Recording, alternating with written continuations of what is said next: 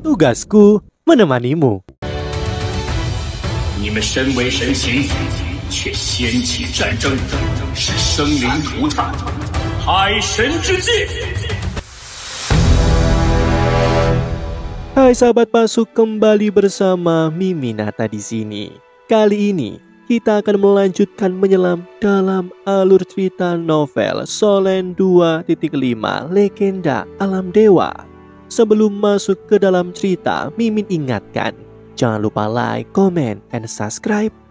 Tanpa berlama-lama, Solen 2.5 Legenda Alam Dewa. Mari kita lanjutkan. Dalam sejarah alam dewa, aku mendengar bahwa waktu paling terkenal Bibi Hijau meminta keberuntungan dan nasib buruk adalah saat pemberontakan Dewa Naga. Waktu itu, hasil dari ramalan itu adalah yang besar dan mengerikan. Setelah itu, alam para dewa berubah secara drastis dan banyak dewa jatuh dalam pertempuran itu. Aku harap saat ini itu akan menjadi hasil yang baik. Saat dia berbicara, tiba-tiba dunia hijau asli berubah disertai dengan nyanyian Zoyu. Dewi kehidupan, cahaya merah kecil tiba-tiba menyala di dunia hijau. Ketika merah ini pertama kali muncul itu hanya di kedalaman pohon kehidupan kuno, tetapi segera warna merah menyebar. Hijau biru sepenuhnya digantikan oleh warna merah darah. Aura ganas berfluktuasi liar dalam aura kehidupan yang besar. Dan pohon raksasa berwarna merah darah tampak menjadi mengerikan, seolah-olah akan memilih seorang untuk dimakan. Bagaimana bisa? Bagaimana ini bisa terjadi? Seru Dewi Kehidupan dengan terkejut. Meskipun Dewa Emosi tidak tahu banyak tentang upacara doa kehidupan ini, ia dapat melihat beberapa petunjuk dari situasi di depannya. Jelas bahwa upacara doa kehidupan ini tidak mencapai hasil yang baik. Merah berangsur-angsur memudar, tetapi dengan itu ada darah di wajah Dewi Kehidupan. Pohon kehidupan kuno berangsur-angsur kembali normal dan segala sesuatu di sekitarnya menjadi hidup kembali. Tetapi di dunia yang semarak ini, bayangan yang dalam tetap ada. Tubuh lembut Dewi kupu-kupu bergetar tak terkendali ketika Dewa Emosi menatap matanya. Apa yang dilihatnya ternyata adalah ketakutan yang tak terlukiskan. Wutong, ada apa? Apakah kamu baik-baik saja? Dewa Emosi bergegas untuk memegang tangannya. Dia menemukan bahwa tangan Dewi kupu-kupu sudah dingin saat ini. Dewi kupu-kupu bergumam. Dalam upacara doa kehidupan, pohon kehidupan kuno memancarkan emas yang berarti keberuntungan dan merah berarti kejahatan. Saat itu, ketika Bibi Hijau meramalkan untuk pemberontakan Dewa Naga, pohon kehidupan kuno memancarkan tumpahan darah muncul di sehelai daunnya. Dan kali ini seluruhnya. Dia tidak perlu mengatakannya lagi. Dewa Emosi juga mengerti bahwa kali ini pohon kehidupan kuno benar-benar berubah menjadi merah darah. Ini bukan lagi hanya pertanda kejahatan besar, tetapi tanda kematian tertentu. Tidak ada kehidupan setelah sepenuhnya kematian. Aku hanya tidak tahu apa yang Dewi Kehidupan doakan. Dewi Kehidupan menunjukkan sedikit kesedihan di wajahnya dan sentuhan kesedihan muncul di matanya. Dia mengangguk ringan dan perlahan menggelengkan kepalanya. Dua tetes air mata kristal meluncur di sudut matanya. Dan air mata ini ternyata berwarna hijau zamrud. Dia menangis dan seluruh pohon kehidupan kuno sedikit bergetar. Bibi Hijau, Dewi kupu-kupu bergegas dan memeluknya. Dewi Kehidupan memaksakan tawa dan berkata, ayo pergi. Setelah berbicara, cahaya hijau menyala di tubuhnya. Dan saat berikutnya, Dewa Emosi menemukan bahwa dia telah meninggalkan hutan kehidupan dan ke dunia luar. Dengan dukungan Dewi Kehidupan, Dewa Emosi menjadi sangat santai. Meskipun dia masih agak khawatir, setidaknya dengan Dewa Penegak Hukum ini akan jauh lebih mudah untuk menyelamatkan keluarga ayah mertua. Dewi Kehidupan berada pada level yang sama dengan Dewa Kehancuran. Dewi Kehidupan menatap sinar ungu emas yang naik ke langit dan ada sedikit kesedihan di matanya. Sambil menggelengkan kepala yang lembut, dia berkata, ayo. Dengan pengalaman peri ke hutan ini sebelumnya, Dewa Emosi memimpin jalan dan Dewi Kehidupan menggunakan kekuatan sucinya yang besar untuk menerbangkan mereka bersama. Tidak butuh waktu lama dan dari kejauhan mereka sudah melihat hutan rawa yang memenjarakan Dewa Laut. Dewi Kehidupan mengalungkan kening dan dia mempercayai kata-kata Dewa Emosi. Ini sebenarnya tempat terlarang. Kehancuran sebenarnya memenjarakan Dewa Laut Tangsa di tempat terlarang ini. Tanah terlarang. Kali ini bahkan Dewa Emosi sedikit terkejut karena baru pertama kali mendengar nama itu. Dewi Kehidupan mengangguk dan berkata, tanah terlarang awalnya digunakan untuk memenjarakan binatang suci yang tidak mati selama pemberontakan Dewa Naga. Apakah kamu melihat sebuah danau di tengah tanah terlarang ini? Dewa Emosi dan Dewi Kupu-Kupu mengangguk pada saat yang sama, dan Dewi Kupu-Kupu berkata, ayah dan ibuku dipenjara di kastil kuno di atas danau. Dewi Kehidupan tiba-tiba mengubah wajahnya dan menutup matanya kesakitan. Kehancuran. Bagaimana kamu bisa melakukan ini? Apakah kamu tahu bahwa kamu sedang bermain api? Dewa Emosi sudah menebak sesuatu dan berkata, terakhir kali kami memasuki tanah terlarang, kami menghadapi serangan dari binatang suci di jalan. Binatang suci itu tampaknya dipengaruhi oleh pikiran kehancuran dari Dewa Kehancuran dan keinginan untuk menyerang sangatlah sulit. Begitu menemukan kami, mereka segera meluncurkan serangan habis-habisan. Kemudian aku juga bertemu dengan binatang suci yang seharusnya sudah punah, seperti naga petir. Naga petir? Wajah Dewi Kehidupan menjadi semakin jelek. Dewi Kehidupan berkata, ayo pergi, lihat ayah mertua dan ibu mertuamu dulu. Ya, Dewa Emosi setuju, membawa Dewi Kehidupan ke tempat terlarang ini. Pada saat ini tiba-tiba tidak jauh, raungan memegahkan telinga terdengar dan segera melihat api naik ke langit, memantulkan setengah dari langit merah. Fluktuasi elemen api yang sangat kuat. Dewa Emosi melihat ke arah itu dengan terkejut. Pergi dan lihatlah, Dewi Kehidupan berkata dengan suara yang dalam. Cahaya hijau berkedip dan terbang menuju arah api.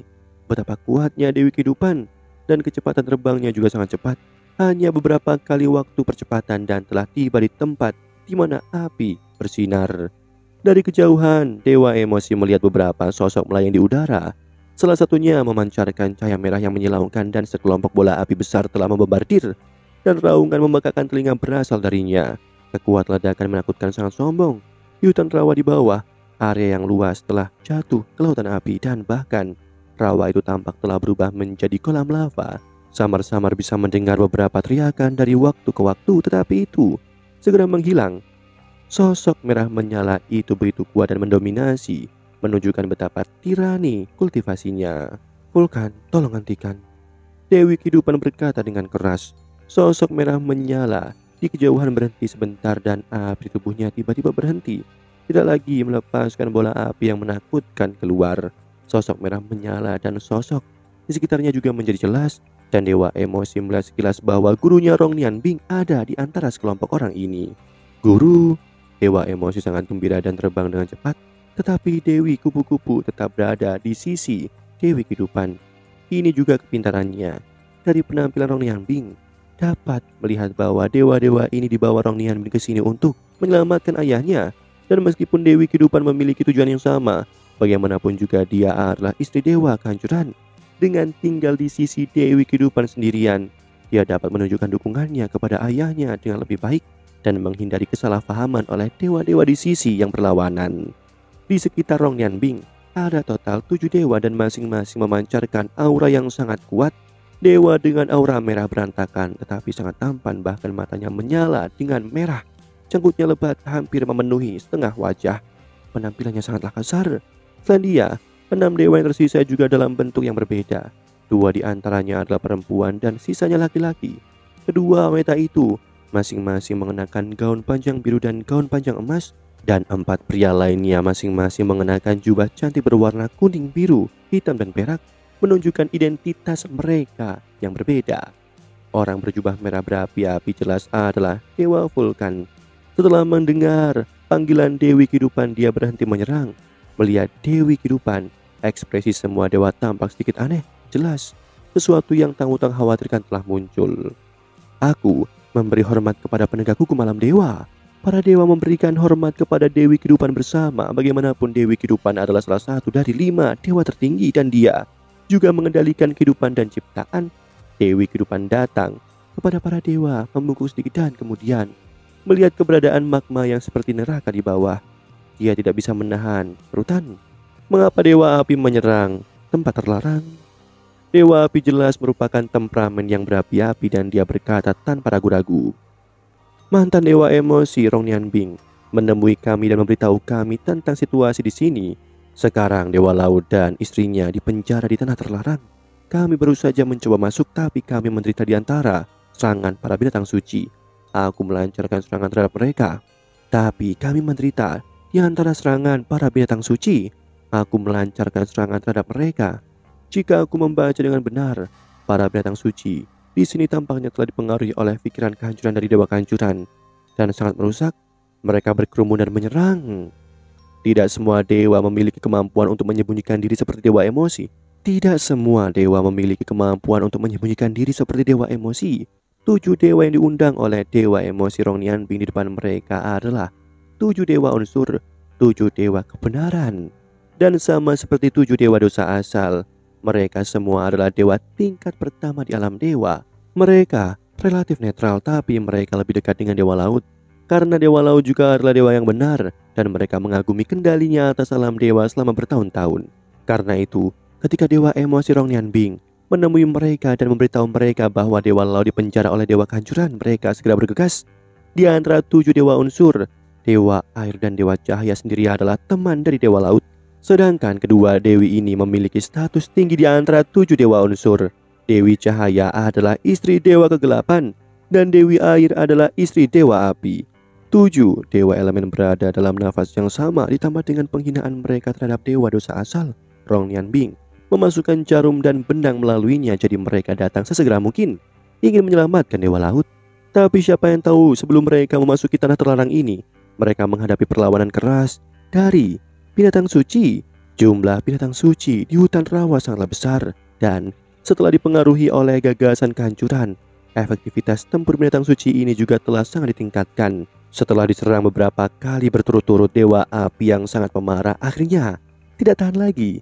Di antara 7 dewa unsur, dia juga yang terbaik dalam pertempuran. Jadi dia mengaktifkan kekuatan sucinya sendiri dan mengebom pinggiran hutan rawa, mengubah banyak binatang suci menjadi abu. Dewa emosi, Dewi kupu-kupu dan Dewi kehidupan datang dan melihat pemandangan ini. Dewi kehidupan menghela nafas dan berkata, tidak perlu menghabisi mereka. Binatang suci ini juga tidak bersalah. Mereka telah banyak menderita di tanah terlarang selama bertahun-tahun. Biarkan aku yang melakukannya. Saat berbicara, Dewi kehidupan berbalik dan terbang menuju tanah terlarang di bawah. Rong Nianbing datang ke dewa emosi dan menatapnya, menunjukkan pandangan bertanya. Wo Yuhao berbisik, ayah mertuaku memintaku untuk mengundang Dewi kehidupan. Dewi kehidupan adalah bagian dari komite alam dewa dan dia akan membuat pilihan yang tepat. Setelah mengatakan ini, dia menoleh ke 7 dewa unsur dan berkata dengan hormat. Junior Dai Yuhao menyapa ke 7 senior. Meskipun mereka berdua adalah dewa tingkat 1, 7 dewa unsur ini adalah dewa dari zaman yang sama dengan gurunya Rong Nianbing, dan bahkan memiliki sejarah yang lebih panjang. Di alam para dewa, mereka seharusnya juga memainkan peran penting. Ketujuh dewa unsur buru-buru membalas hormat dengan mengatakan, dewa emosi ini sopan. Meskipun dia juga merupakan dewa tingkat 1, tetapi dalam hal status dan kekuatan keseluruhan, dewa emosi masih lebih tinggi dari dewa elemen dan dewa dosa asal. Tetapi Dai Yuhao telah mengambil alih sebagai dewa emosi. Waktu yang singkat dan dia belum mencapai tingkat puncak dewa emosi. Dewa api tertawa dan berkata, aku mendengar Nianbing selalu dengan bangga berbicara tentang murid-muridnya dan itu benar-benar lebih baik daripada biru. Ya, jika kamu punya waktu di masa depan, bawalah penyihir kecil ini untuk datang dan bermain denganku. Hei bocah kecil, kau terlihat jauh lebih baik sekarang. Dewi kupu-kupu berkata dengan marah, Paman Wo, kamu mengolok-olokku lagi. Dewa api tertawa dan berkata, oh tidak berani. Bagaimana mungkin aku berani mengolok-olokmu? Dewi kupu-kupu berkata dengan marah, bukankah itu karena aku menarik beberapa janggutmu ketika aku masih kecil? Kamu benar-benar menyimpan dendam. Dewa api berkata tanpa daya, berapa banyak? Kamu mengatakan bahwa aku memiliki janggut putih dan kamu akan menariknya. Ya, kau membantu menariknya, tapi itu adalah sepertiga dari janggutku. Wajah cantik Dewi kupu-kupu sedikit memerah dan melirik dewa emosi di sampingnya. Tepat pada waktunya untuk melihatnya menatapnya dengan setengah tersenyum. Mau tak mau mencubitnya. Apa yang kau tertawakan? Demikianlah alur cerita novel Solen 2.5 Legenda Alam Dewa untuk hari ini. Sebelum Mimin akhiri, Mimin ingatkan jangan lupa like, comment, and subscribe. Karena tugasku kan selalu menemanimu.